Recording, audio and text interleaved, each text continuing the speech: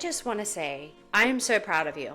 Good for you for getting up, brushing yourself off, because think of it, how many people give up? Oh my gosh. How so many people give up every day. I hate to say it like this. You were getting blasted on social media. Every single day. Every single day for like 2 months. It was bad. Anybody that said anything positive about you was getting attacked, basically. Multiple times a day too. It wasn't just like once a day. So good for you for still showing up, for putting on your brave face, and you made that video, and that video was really hard for you to make because you're trying to tread lightly because you don't want to poke the bull, right? But even when I was going through my situation, I kept saying to myself over and over, every day I would wake up, I didn't even want to get out of bed. I remember I would wake up and say, I didn't come this far to only come this far.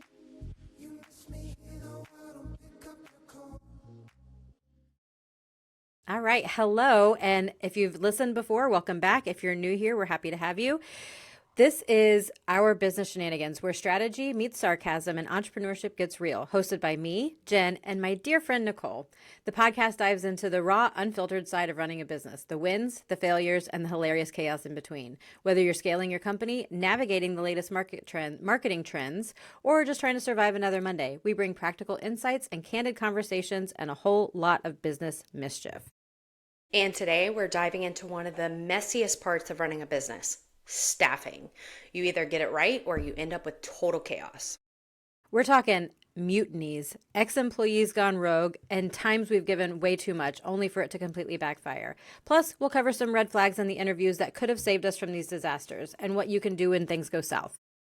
So if you've ever had an employee situation go sideways, grab a drink and get ready. This episode is for you. All right. Are you ready to talk about your whole mutiny? We're going to start off strong.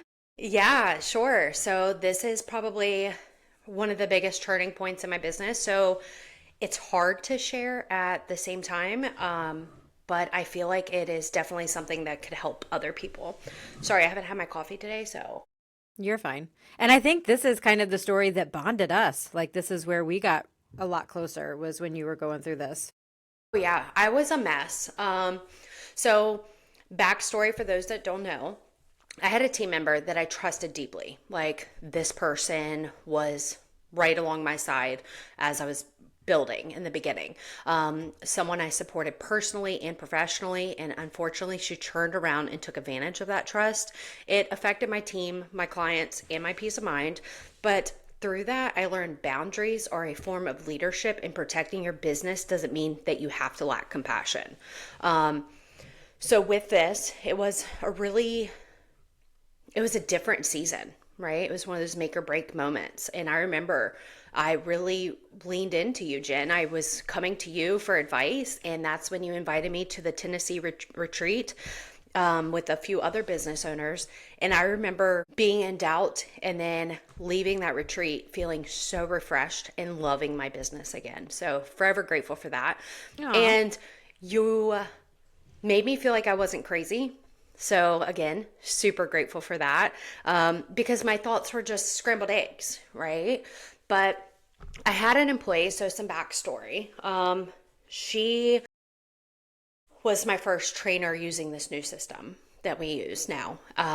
And I supported her. I bought her a new phone. At one point, her phone broke, which was affecting like communication and job performance. So I stepped in and bought her a new one because I genuinely wanted to remove that stress for her.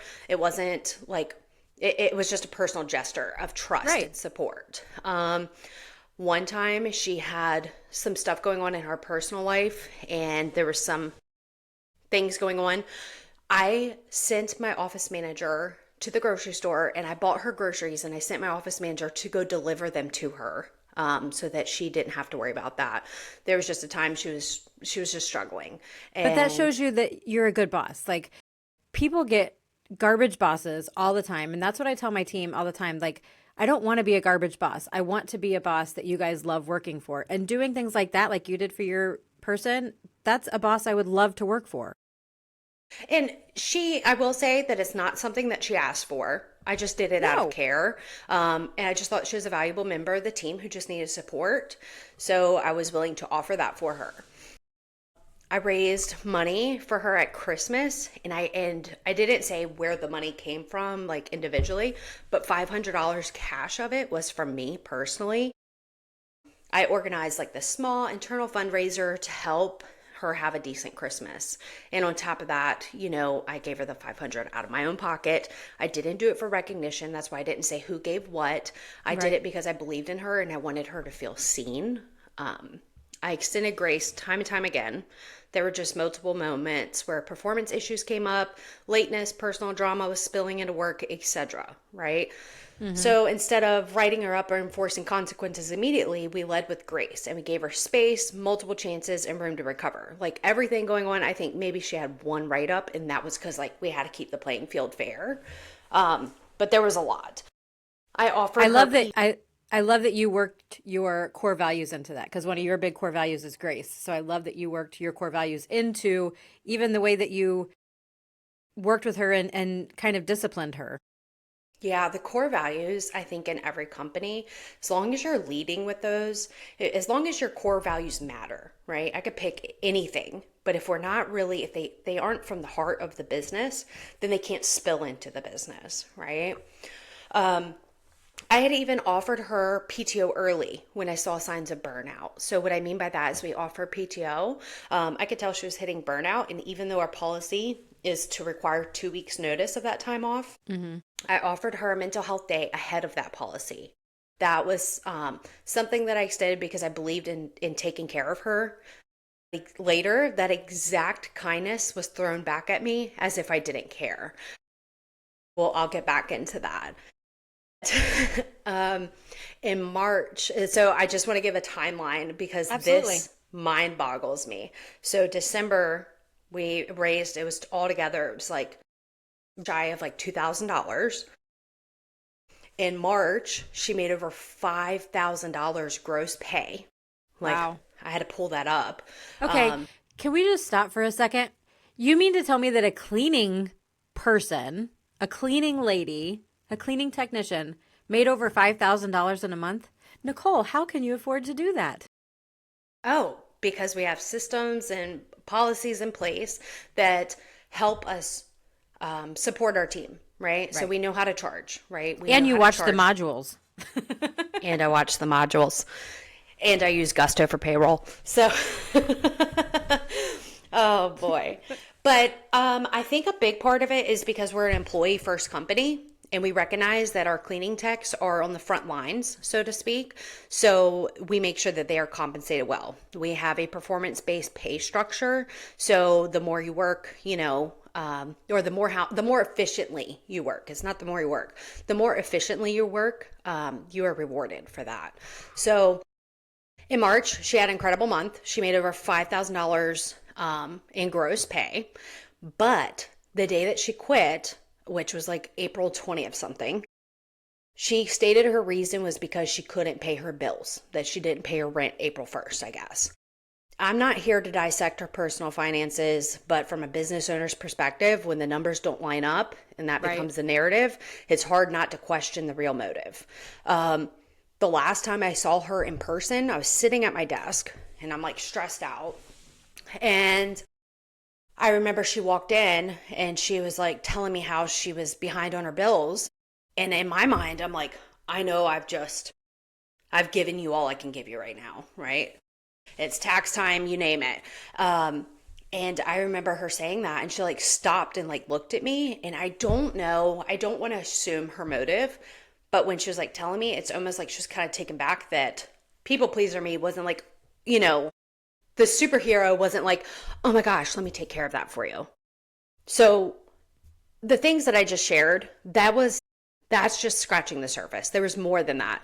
And we're talking about, I want to say a little bit less than a year of her, about a year almost, or a little bit less of her working with me. And I did more than that. Like, and I'm not, these weren't like professional investments. They were genuine personal acts of compassion.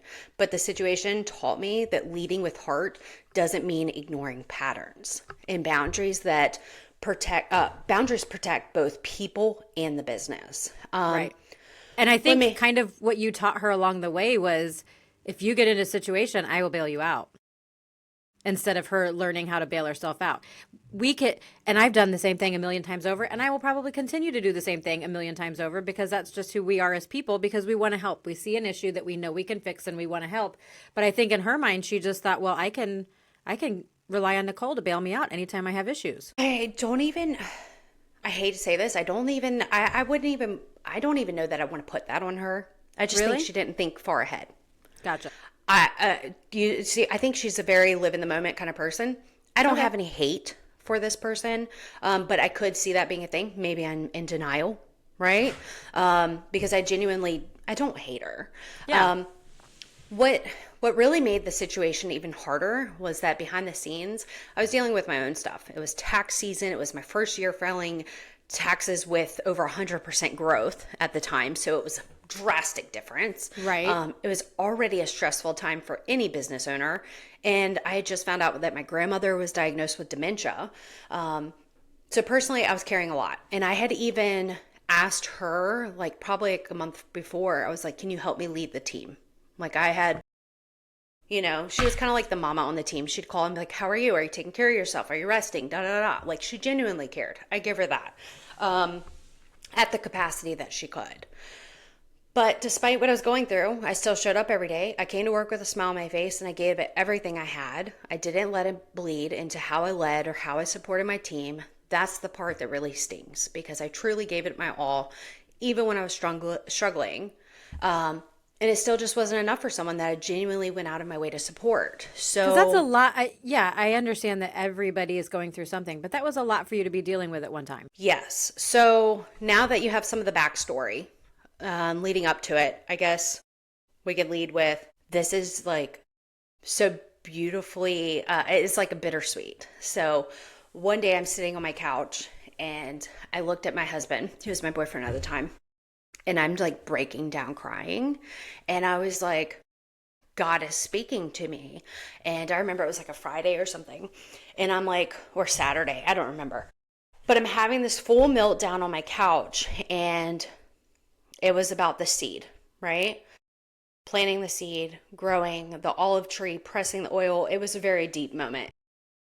Well, anyways, I looked at him. I was like, we need to go back to church. Like, we hadn't been in a while. COVID kind of messed up that flow.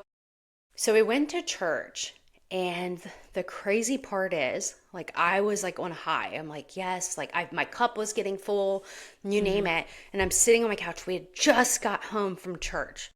Then I get a text from her. It says, my towels are in your driveway. I quit, or something like that. So I'm like, what? So I go outside, and sure enough, my towels are out there. Now, let's scale it back.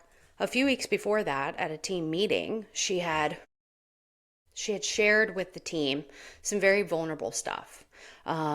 She had shared that her mental health she needed extra support in the past and that this job saved her. This whole emotional spiel was a very powerful moment in a team meeting and about how this job saved her.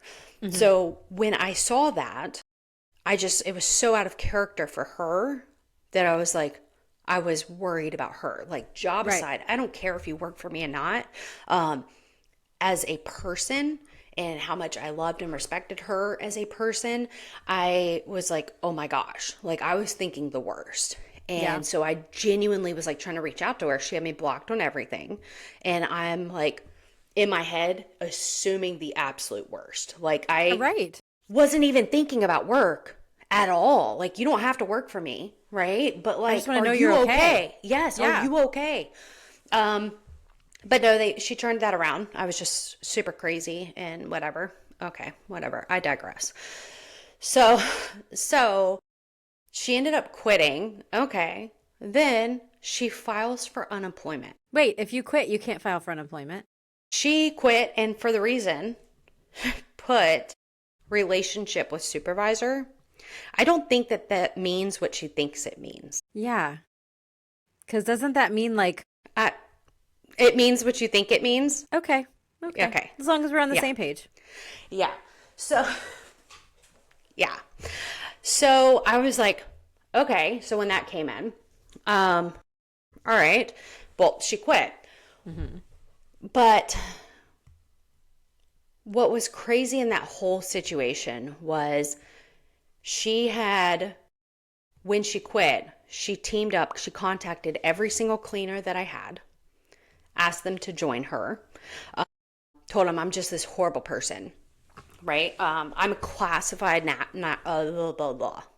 So And, she wasn't okay with just leaving. She felt like she needed to leave and destroy. oh, absolutely. She went Yeah. out like a tornado. She contacted every single team member I had. I'm a horrible person. I'm just a narcissist. I don't care about anybody. Anything that I do for anyone is just to rub it in their face. Like she said some really hurtful things because it was like I was never keeping a log, so to speak. I saw a need as your friend because that's the boundary that I crossed as your friend, and I helped you, right? Okay, whatever. So the red flags I will put mostly on me because I crossed the boundaries, right? I crossed the boundaries of professional and personal. I really, I thought that I loved the culture that we had, you name it. But looking back, I'm the reason why there was so much power in that moment, right? What happened through that is I learned from this disaster, right? We'll just call it that. Looking back, this experience taught me more than I ever expected, and definitely more than I wanted to learn the hard way. First, I learned the importance of having firm, clear policies, not just for the team, but to protect the business and my peace of mind. Flexibility is great, but not when it blurs the lines between supportive and being taken advantage of. Second, I learned how to separate emotion from leadership. I can still care deeply about my team. I always will. It's who I am as a person. But now I have an understanding that leading with compassion doesn't mean compromising boundaries. Right. Most importantly, I realized that you can rebuild. I didn't just recover from a situation, I rebuilt our culture to be stronger, clearer, and more aligned with the company that I want to run. It was painful. It gave me the clarity that I needed to lead better, protect my team, and grow my business so that it doesn't just survive, but it thrives with the right people in the right roles. And when you say you had to rebuild, you mean literally rebuild because there were a couple other technicians that left with her, right? Two other people quit with her. And at the time, I mean, I think we were only like 5 or 6 people. So that was a big hit. It was like half of our workforce. I didn't realize the extent of her reaching out to everyone else on my team. So, like, it was like really tainted. She wanted me to fail. She wanted my whole business to crash. That was genuinely her goal. She wanted my whole business to crash. She wanted everyone to leave with her. She thought I couldn't do it without her. Um, that was her whole mindset. The worst part is, not only did she quit, file for unemployment, contact all my employees, she stole some of my clients.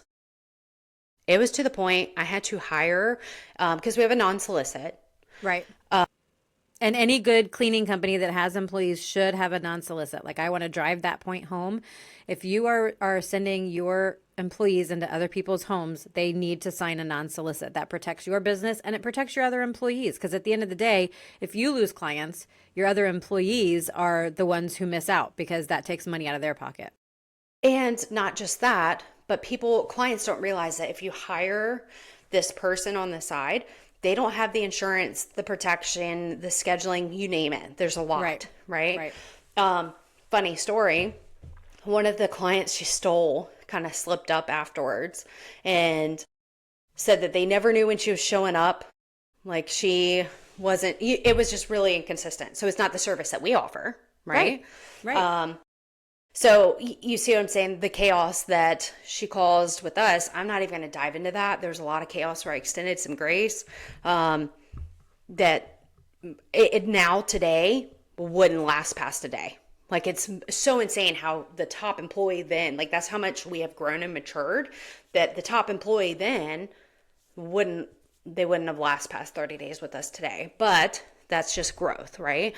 But how awesome is that and how freeing is that to know that you really shouldn't be in this position ever again because you're recognizing the signs earlier, like getting to a point where you can see those signs coming. Oh yeah, some of the red flags that could have even prevented it. I noticed that she blamed all the previous bosses that she had for all of her problems, right? And I was like, wow, she's just such a victim, right? Yeah, she's got that I victim felt so mindset. bad for her. I felt so bad for her. She didn't take responsibility for any past mistakes, which again, I'm not here to get in anyone's personal life, but her Right. personal life was always a mess. I mean, there was some stuff going on, right? Yeah. But of course, she was just dealt this really horrible hand at life. And I saw that and I wanted to save her, right? Yeah. Just wrap her up in some bubble wrap and protect her from the evils of the world, right? But at Yeah. the end of the day, I can't tell you how many messes I had to clean up behind the scenes with clients or whatever, right? Oh my gosh, all of them. It was a lot.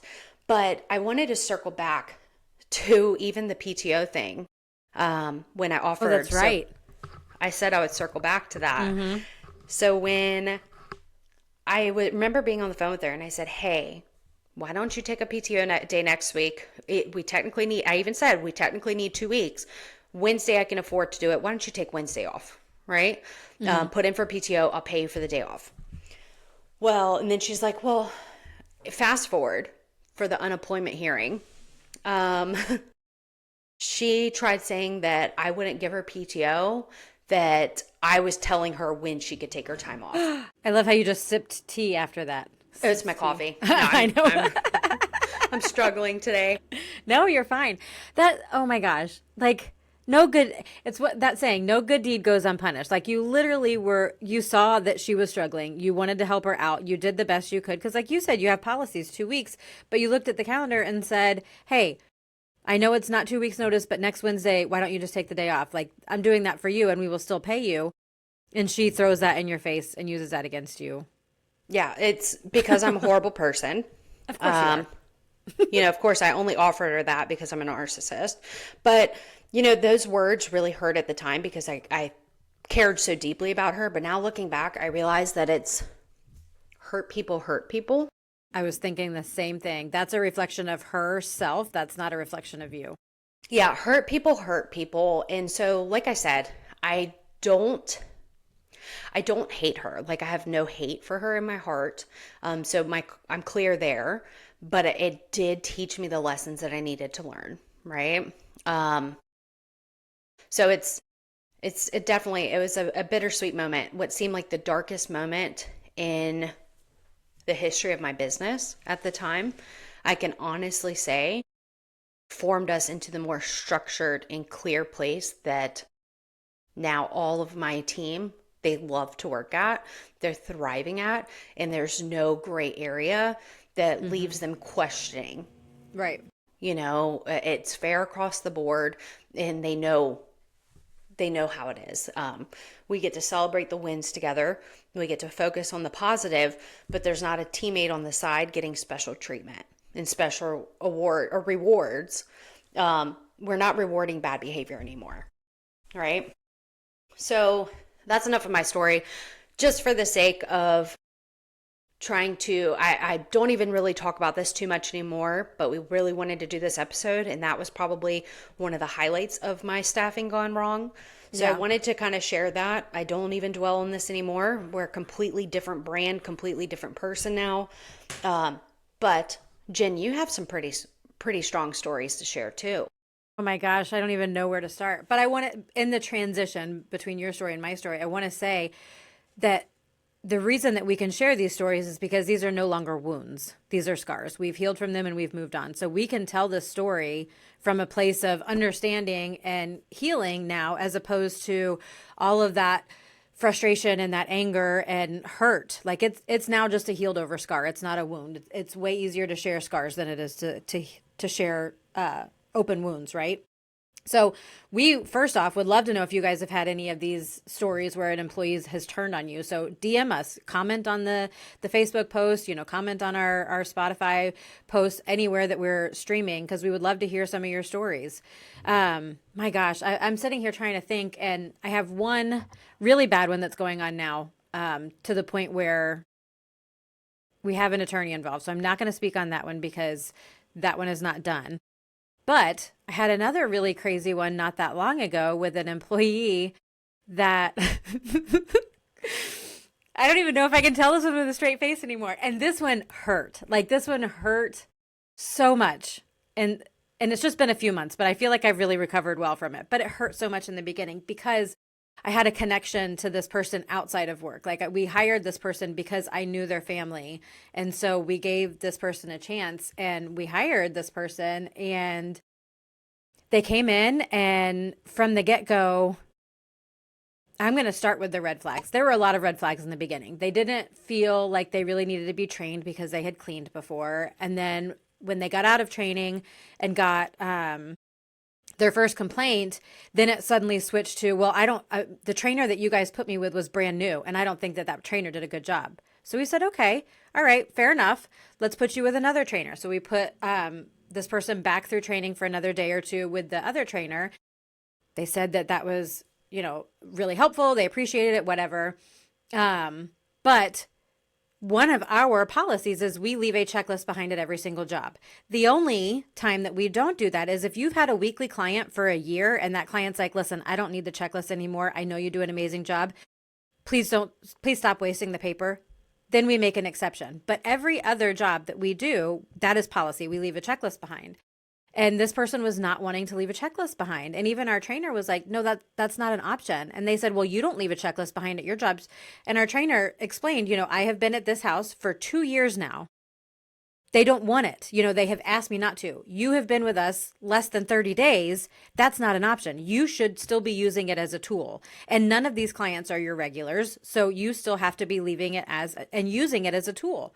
Well, I know what I'm doing. The checklist just slows me down. So again, another red flag. Like there were so many red flags, but I had a connection to this person outside of the business. And so we kept working and working. So then more complaints rolled in and she complained about the training again that she received. So again, because I don't ever want to let somebody go and feel like I haven't done everything possible to make it work out. And maybe that's a fatal flaw of me, that maybe it's a super toxic trait. I don't know. But at the end of the day, when that person is gone, I, with clear conscience, can say we did everything we could to make sure that you could have been successful. That's good leadership. Yeah, I can't give you the will. If you don't have the will to do it, that's not on me. I have given you all of the tools that you need. So we put her back through a whole other week of training. So now at this point, this person has had about 2.5 weeks of training. Back out in the field, terrible attitude on teams, getting more complaints. So finally, for giving too much, we knew we were going to let her go after Thanksgiving, right? We still gave every staff person a Thanksgiving gift. Literally we had her coming in the Monday after Thanksgiving break. I still gave her Thanksgiving gift. Like we worked around a few of the things. She wasn't with us long enough to where I had went over and above for her, but there were still things that we did when we didn't have to. They came into the meeting that morning dressed in their street clothes with all of their stuff, their uniforms, all of our tools, our vacuum, everything. And because they knew they were getting fired. It was to the point where they had been written up so many times. I'm a firm believer, as we've learned in all of our coaching programs, I don't want it to be a surprise when somebody's let go. When they are let go, they should know that at this point now you have to be let go. So she knew it.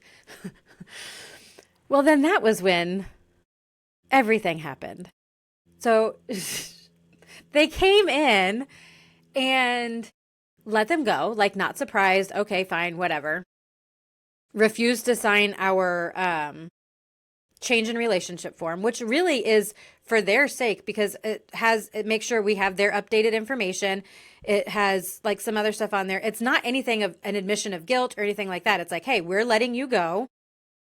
These are the reasons why. And then this, give us your current address. It's to protect them so that you have where you're sending their W-2 and it's stating that I agree to pay you your last paycheck, which legally you have to anyways, but it's reassurance, right? So everything on that form is to protect the employee. Right. So our policy is that they have to come pick up a paper check. So we told her, your paper check is going to be ready on this date. She refused. She didn't want to come pick up a paper check. She wanted us to mail it to her. Well, at some point she had moved. Had we had that last form filled out, we would have known that, but we didn't. So we mailed it to her. So she got mad that it took forever and she said that we were withholding pay. Anyway, So within, I don't know, an hour of her leaving this position, I've tried to not gender this person so bad, but I'm not going to use names.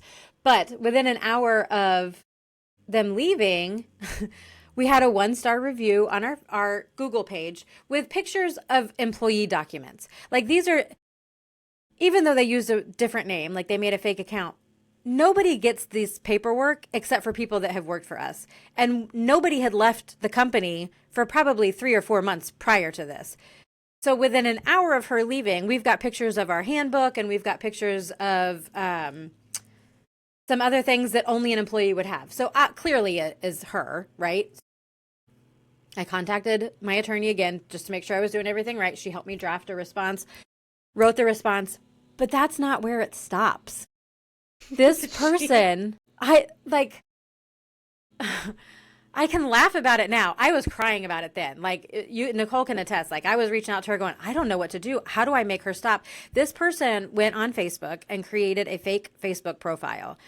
And while I don't have 100% conclusive proof that this person is the person that we let go, It was her. it was her. Like sharing screenshots of text messages. One of the things that she kept throwing, like anytime somebody would go onto a Facebook page and refer us as a business, she would angry react their comment. And then she would like go into this diatribe about how we're a terrible company to work for and we can't keep employees and we're always hiring. Look at the screenshot. Even the screenshot says that they're always hiring. And literally our screenshot says we are always interviewing because we're always looking for A players, which is the truth. But then she took it. How dare you? Right? And because we're always growing. And she took it and like would comment, UPS isn't even always hiring. What kind of company do they think they are? They're not as big as UPS. Like all of these things. Clearly somebody with no business knowledge whatsoever, including like in that 5-star or that 1-star review that she left us. She posted like our attendance policy, and our attendance policy is just our, like any corporation company has an attendance policy. Like it wasn't anything crazy. And she started posting that on Facebook as well. And people were commenting, like, that just sounds like a normal attendance policy. I don't understand what you're mad about.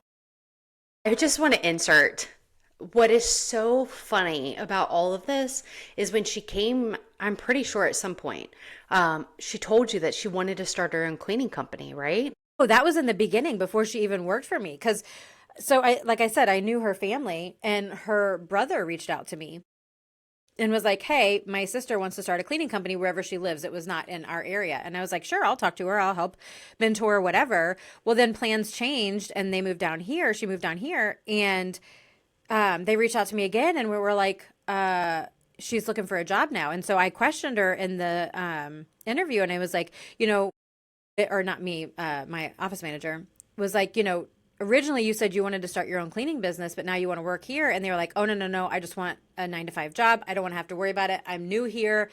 I don't know anybody. I don't want to have to do that. I just need a steady paycheck. So we're like, okay, that's why we move forward. So yeah, she originally was wanting to start her own company. So she can't take feedback and grow from it. She can't retain training. She doesn't understand basic business policies, but wanted to start her own cleaning company. Good luck Correct. to you, sis. Correct. So not only did she and it was, I would venture a guess, probably close to 100 or more Facebook posts that she went on and commented on and angry reacted, and went into local groups and would make standalone posts about what a terrible company we were and how our turnover was huge. Now, mind you, at the time, I think 7 of our 10 or 11 employees or 13 employees, 7 or 8 of them had been with me over a year. About half of those had been with me almost 2 years or more. So not sure where the turnover comes from. She was the first person that had been let go in a very long time. But anyway, she just spewing hate and everything. And so I ended up having to get the police involved and get my attorney involved and the a private investigator and all of that to finally get her to stop, because she went on my Facebook page, and everybody who had ever reviewed Just Peachy Clean, she went in and angry reacted to them. Then she went to my Profit Pathways coaching business, and everybody who reviewed me there, she angry reacted and started commenting. Then she went online and she took both the cleaning business phone number and my Profit Pathways phone number and signed them up for like solar companies and health insurance companies and religious companies. Our phone, like my Profit Pathways number, like I have just been blocking left and right. But there were like 2 days where our phones were ringing off the hook and it was just people trying to sell us stuff because she went in and did all of that. She's so obsessed with you. Using my home address, by the way, which is also terrifying. Okay, let's go back because you missed something very important there. I don't even remember all the stuff now. It was insane. I remember. I hold grudges. She also went back like a year on your personal page of Facebook. Like a year of scrolling. And Jen, I don't know if y'all haven't seen Jen's personal page. She shares a lot. Like, I do. The woman has a lot to say. I do. So she went like a year back on Jen's page, which is just dedication, to screenshot where Jen posted that they were in the running for like an award. And she was like, vote for us. The best. And she said that basically she was saying that, I guess with that screenshot, she was trying to prove that you were begging for votes and you're not really the best or something. Yeah. But it was every business owner posts that. Right. And Almost, the other thing she did was she said that we were bribing people for Google reviews, which is illegal, by the way. We do not bribe people for Google reviews. It's not illegal. It's against Google terms. Okay, so either way, it's a no-no, which but we Google do not owns do. the world, so it means it is illegal. Right? Google does own the world. But we do incentivize our team. If they get a 5-star review, that's amazing. We want to incentivize our team, so we absolutely do that. That's not bribing. Like, the reviews that we get on Facebook are not just 5-star reviews. Like, people go into their whole experience because they love the experience so much. Me giving the technician $10 for that is not enough value for the client to go in and go, oh, I'm going to write this rave review about this company because somebody's going to get $10 somewhere. But anyway, so yeah, it was a whole mess.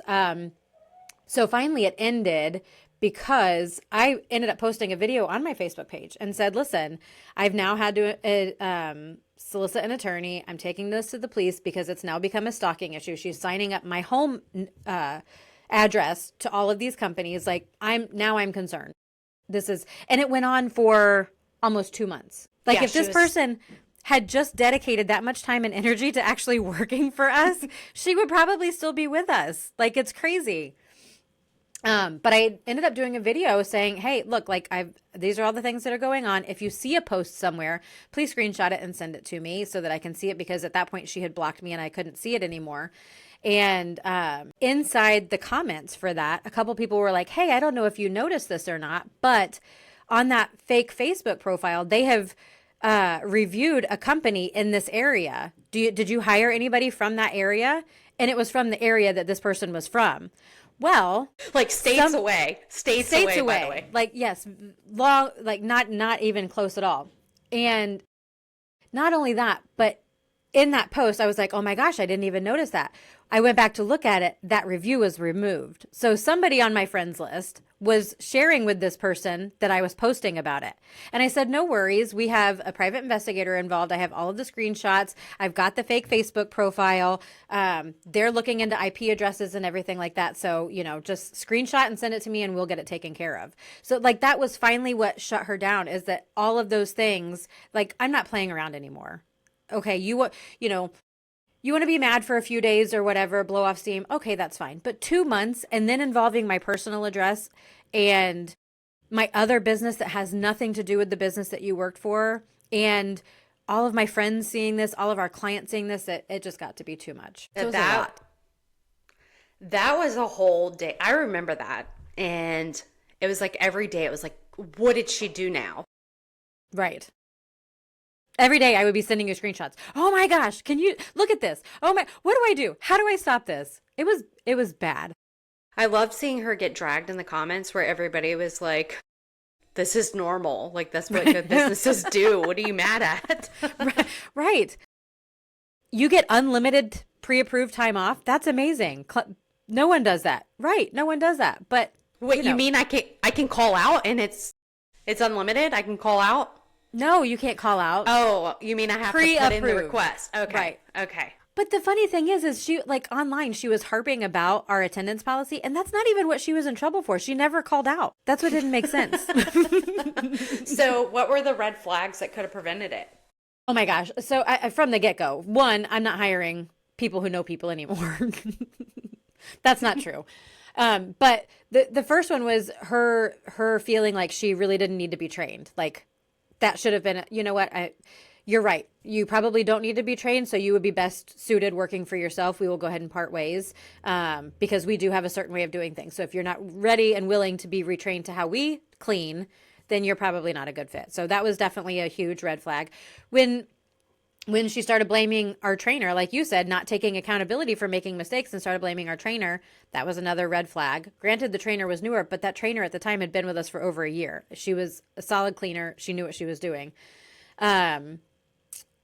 The not wanting just to follow policy. Like, it's our checklist. It takes not even 5 minutes at the end of the job to walk through and look at everything, especially when you're new, to use it as a tool to make sure you didn't miss anything, refusing to leave that behind. So refusing policy, not wanting to be trained, not respecting our trainers and our training process, like, lots of red flags in the beginning. And I should have cut ties sooner, but I didn't because there was that personal connection. So one thing, when you were talking about the trainer, when she was training her and she said that she's been cleaning for her for years, she knows that she doesn't want a checklist.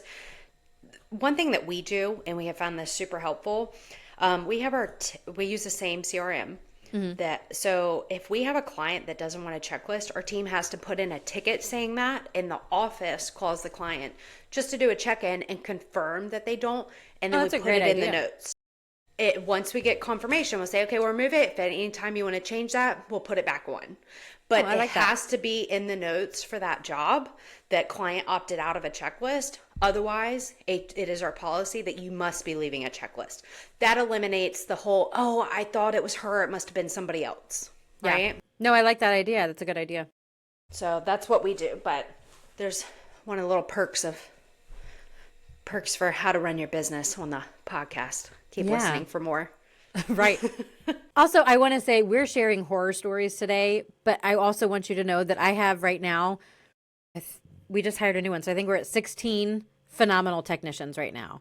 There are so many more times that it goes right than it goes wrong. And those wrongs are just times that we grow and learn and move on. And we don't do that again.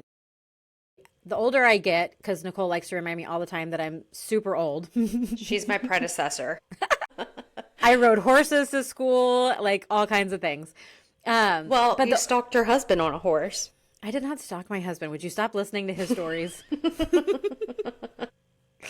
But the more experienced I get, the more I realize that everything is going to happen the way it's supposed to happen. Good, bad, or indifferent. It has to happen that way in order for you to get to where you're going. I wouldn't go back and change any of my story. I wouldn't go back and change, well, maybe that one that we just talked about. But other than that, no, but even that taught me things and it made me stronger. Like I said, these are all scars that made us stronger. That tissue has grown back stronger than it was before. Those bones that break come back stronger than they were before in that spot. All of these things help you to become the leader that you need to be to run a successful business. I just want to say, I am so proud of you. Good for you for getting up, brushing yourself off, because think of it, how many people give up? Oh my gosh. So many people give up. Every day, I hate to say it like this, you were getting blasted on social media. Every single day. Every single day for like 2 months. It was bad. Anybody that said anything positive about you was getting attacked, basically. Multiple times a day, too. It wasn't just like once a day. So good for you for still showing up, for putting on your brave face, and you made that video, and that video was really hard for you to make because you're trying to tread lightly because you don't want to poke the bull, right? Right. But even when I was going through my situation, I kept saying to myself over and over, every day I would wake up, I didn't even want to get out of bed, I remember. I would wake up and say, I didn't come this far to only come this far. Yeah. And now look at us. You're thriving. Your team, whatever that person said, it's so irrelevant because your team loves you. so much, and it shows in everything they do. You just went on a trip last week and came back and your whole office was decorated, decked out, gifts for you and all, because your team was celebrating you because they love where they work. Yeah. So I'm glad that you didn't give her words weight at all. So I'm very proud of you. It was hard. It was hard because well, I don't know if all of us do, but I suffer hard from imposter syndrome, and I suffer every day with like, not every day. I correct myself. It's way better than it used to be. But for a time, like I struggle every day going, was I just lucky by getting here? Like, did I just, happen to find the right clients, and then I happen to find the right people, and like, is this all, it's just going to fall apart at any moment? Like for the longest time when a smaller business, anytime a client would cancel, I would go, oh my gosh, this is it. This is the start of the end. Everybody's going to cancel and I'm not going to have a business. Like, but it's ridiculous the things that go through your brain. But I'm responsible for the livelihoods of 18 people, 18 families. That's a lot of weight to carry. And all of those decisions ultimately land on me, whether I've given somebody else the permission to make the decision or I make the decision. Ultimately, they land on me. I have to protect that with everything that I have. That's a huge responsibility. I think you're doing a great job. Well, thank you. You're very welcome. I think you are too. And I don't think you will ever have another mutiny again. I'm writing it in stone right now and putting it out in the universe. I don't think that anybody would have the power to. So little things that I changed afterwards. So we used to use WhatsApp for team communication that shares everyone's phone number. I didn't love that. So we switched to a different program for communication that doesn't have that. And I mean, if they share numbers, it is what it is. I'm not here to be a dictator, right? But I'm not handing that You're not one making it bad easier. apple. Yeah, I'm not giving that one bad apple everyone's phone number because I don't even want my own phone number blasted to my entire team. So it's little things like that that we've implemented. And not just that, we keep it fair so that when something like you said, when something happens, when we have to have a hard conversation, it didn't come by surprise because it's so clear and concise, our policy and our expectation of what makes you a Paragon gym, that we don't have to worry about that gray area anymore. Right. So anytime, put it like this, anytime we have a team meeting and there's somebody missing from the room, nobody's surprised. Right. It doesn't come by surprise anymore. And we even had like one of our favorite employees had to go, and we had a whole like meeting celebration to say goodbye, right? We've done that a couple times the last year. So, and that wasn't a bad feeling, it wasn't anything went wrong. It is what it is, right? So, yeah. Look at us. Growing, learning, I think that we being boss babes. We're such boss babes. Insert emojis here. Hey girl, want to join my team? Hey girl, hey. How are you? Me and my team are thriving right now. I've never We're met you leveling at all. I've never met you at all in person, but I see what you do. It's not a scam. But I I will, yeah. I think that we also grew so fast at once. So we not only, when we started really working on our businesses, we had to essentially break down all of the thinking that we had before, and we had to restructure. While we're restructuring, we're massively growing. So to say that you went from 2 employees to 16 might not sound like a lot, but when you put it into perspective of in 2 years and all the people that came in between, that you, as you're learning and like, you're like, okay, check that off, not dealing with that again. Right. So it's like on steroids. It's growing on steroids. And especially in that coaching group, we get the question a lot, how fast can I get to this number? How, what does that look like? Well, you can get there as fast as you want to, but it's not going to be fun. Like that first year in the coaching program, we grew 131%. That was a ton of chaos. Oh my gosh, so much chaos. Like we didn't have the right processes. We were building the processes, but we were building as we were going. So everything was reactionary. None of it was proactive.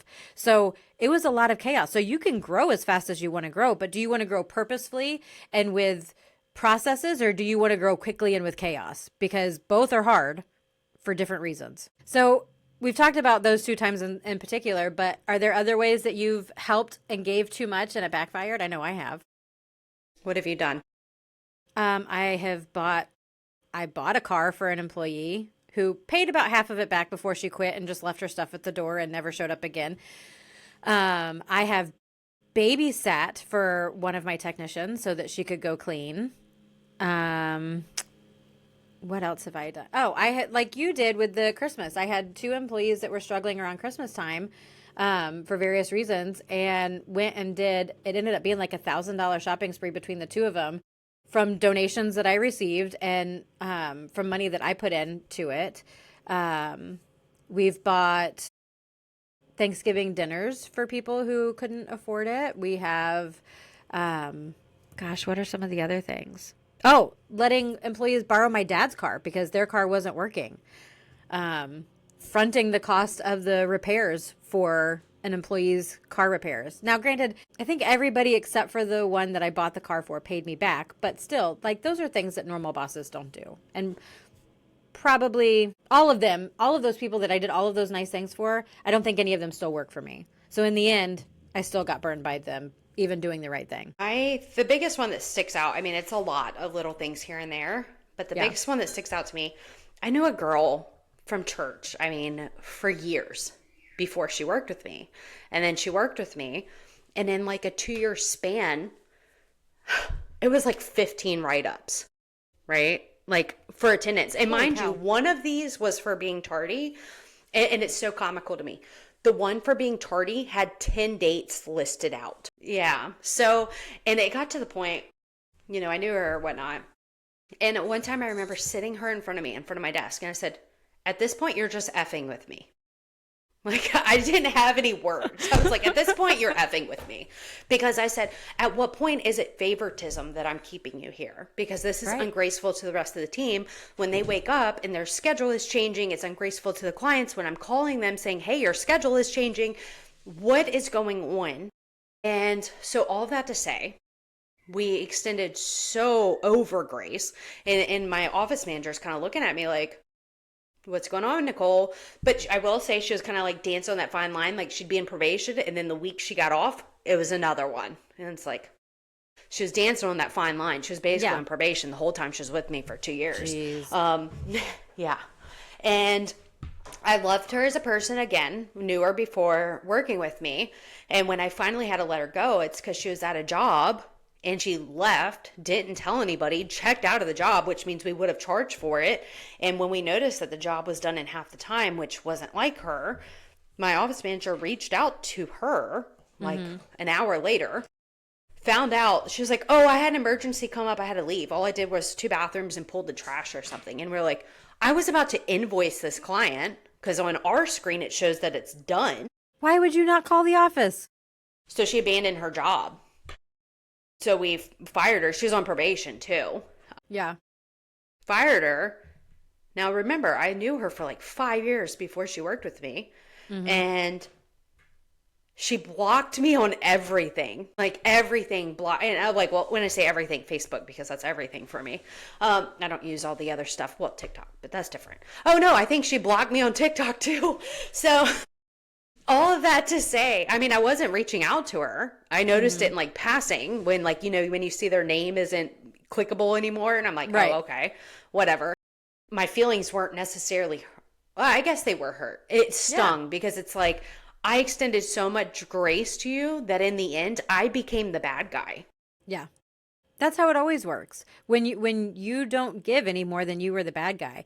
And I think, like, overall, what we also want you to know, you wonderful listeners, is that we didn't do any of these things to get paid back. Like, I go into everything, whether I'm lending money to pay back a car, whether I'm buying a car, whatever it is, I go into it expecting I'm not going to get paid back.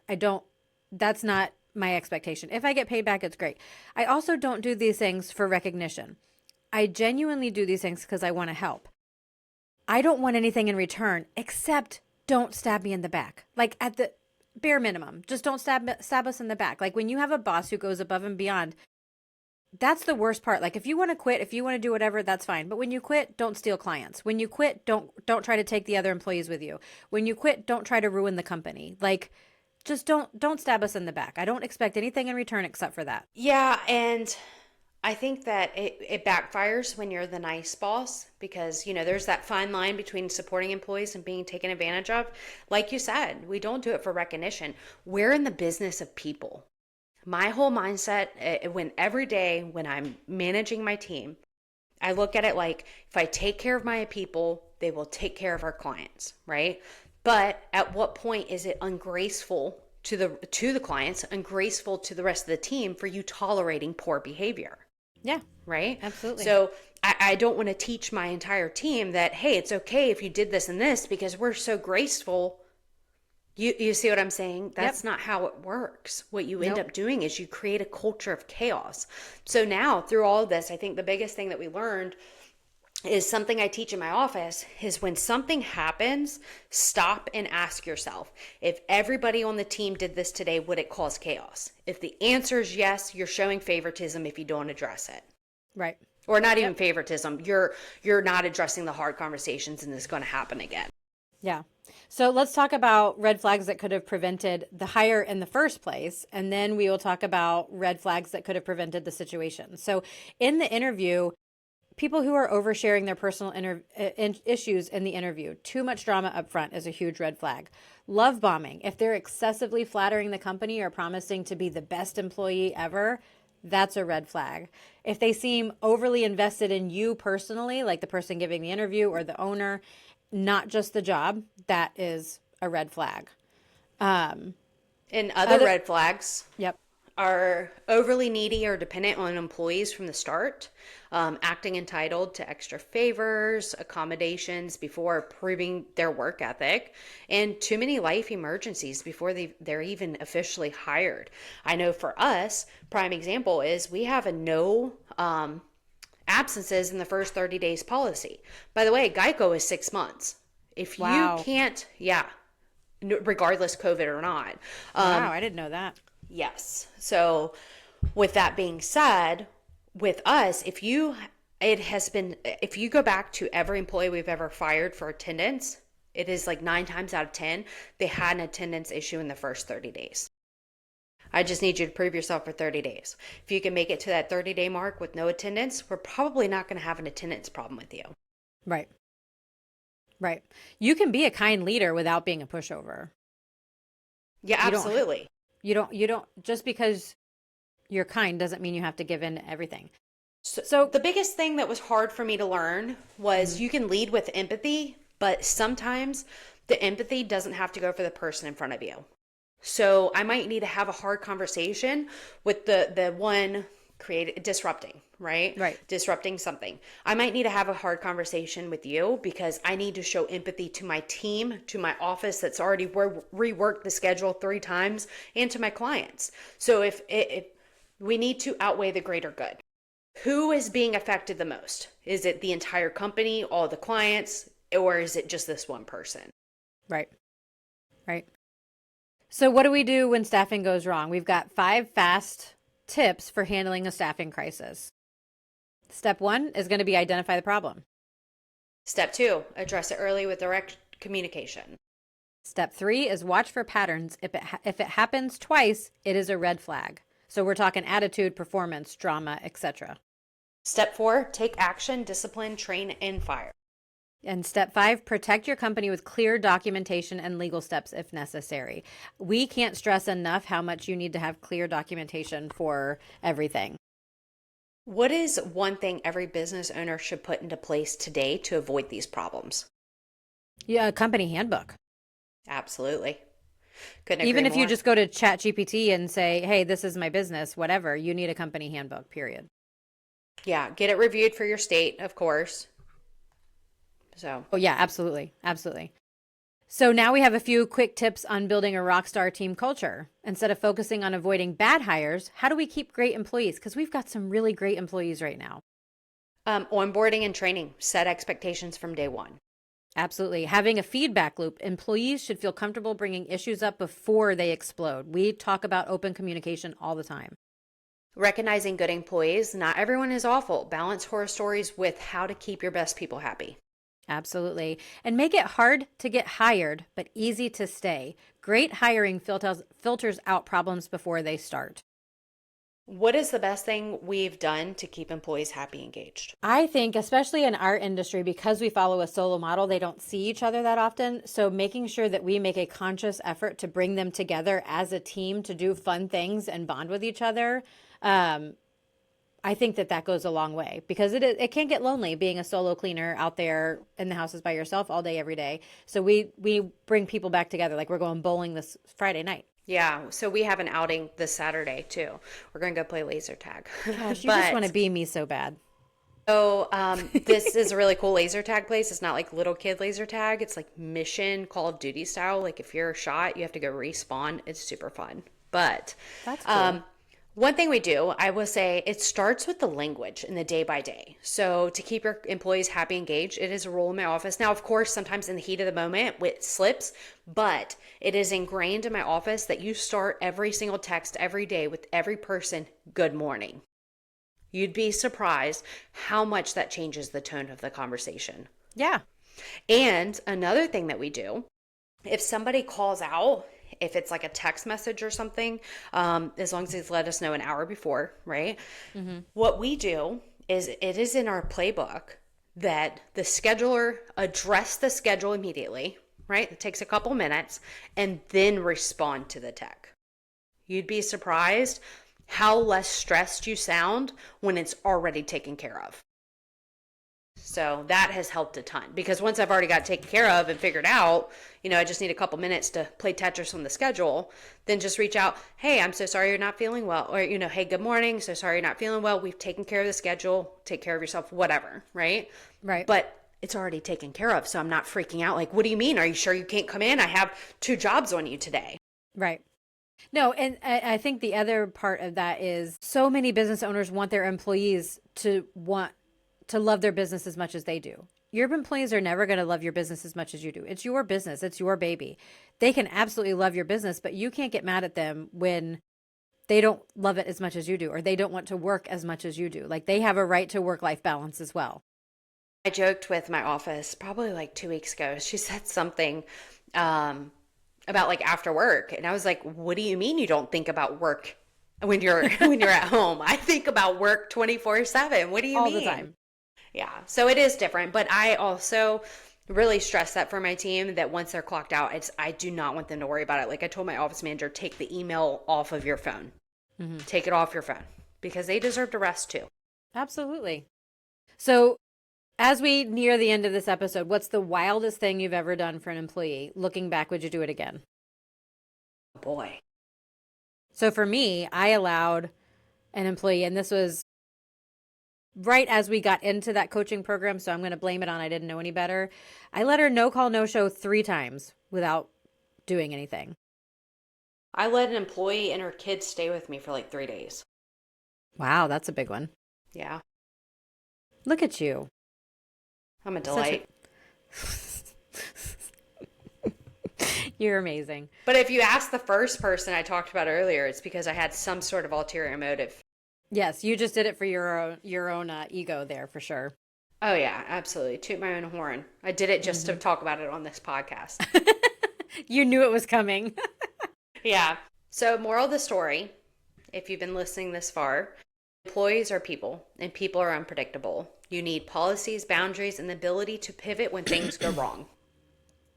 And if an employee starts making things personal, whether it's manipulation, stalking, or just plain drama, you have to shut it down ASAP. Protect your business and yourself. So now that you've listened this far, we hope that you will like and subscribe and share amongst your friends, amongst all your people.